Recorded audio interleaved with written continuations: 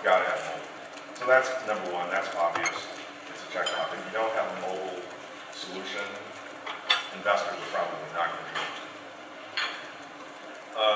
Think of a mobile social location app. So think of if you were at a college campus. So you got a mobile phone, you're social, you use Google Plus or Facebook or Twitter or one of these social applications. And then you have location, the indoor location we just talked about. So what if you had an application that could show you where your 10 best friends are right now? That'd be pretty cool.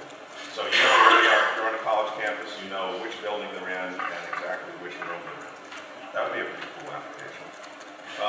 What about a mobile location game? There are lots of games that are on your mobile device that use location. So there's one called Life is Crime, and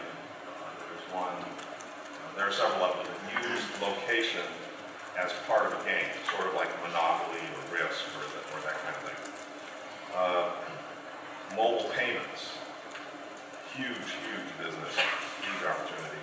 E-commerce, so you get the point. I look at these 6 areas. When I look at companies, this is the filter that I use. I say, how many of these 6 areas do they touch? And the more they touch, the better opportunity it is. It doesn't eliminate all the risk, but it gives you a little bit of an edge to say, okay, they're touching more of the areas, they have a better chance of being successful. Here's another one. I get asked this question every day. So, should I develop an HTML5 app, or should I develop a native Android or iPhone app? And depending on who you talk to, you get very different answers. So, here's the checklist that I go through when people ask me this question. The first one is, how much money do you have to spend? Because native apps are expensive. They typically cost, if you're having a consultant or a developer outside do them, $50,000 to $100,000. So if you got the money to spend, you can consider mobile apps, native mobile apps. Do you need to have your brand on the phone?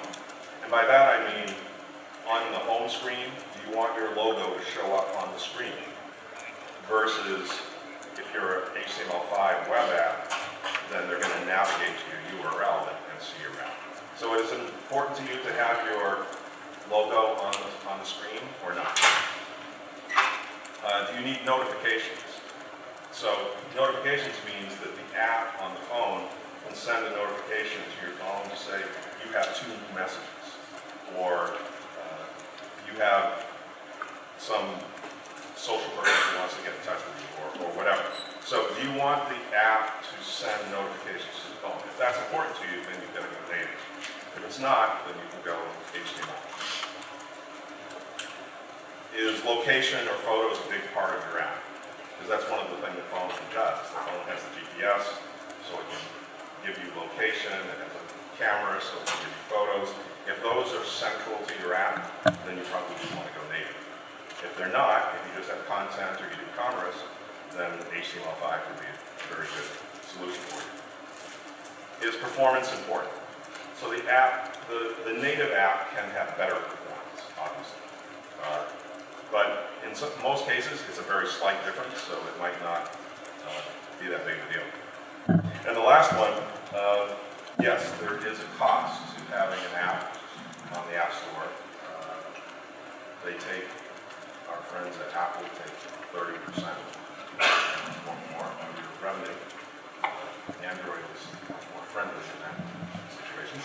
We try to grow the market as quickly as we can and not be so greedy about taking percentages of their revenue. But that's something else to consider. So when you go through that checklist with customers, they can tell you what's important to them and what's not. And of course, there are a variety of other factors too, but these are the obvious ones that I talked about. So, let's say that you've decided you want to build a mobile app. Okay, great. Which platforms are you going to target? Well, the obvious ones are iOS and Android. Android has the largest market share. iOS is close behind. The two of them together have about 85% of the market. So those are pretty obvious. But how much does it cost to go to other platforms? depends on the complexity of your app and what you're trying to do, but it can be another $50,000 to $100,000 to get your same application on the platform. So, oh yeah, and after you build it, you also have to maintain it.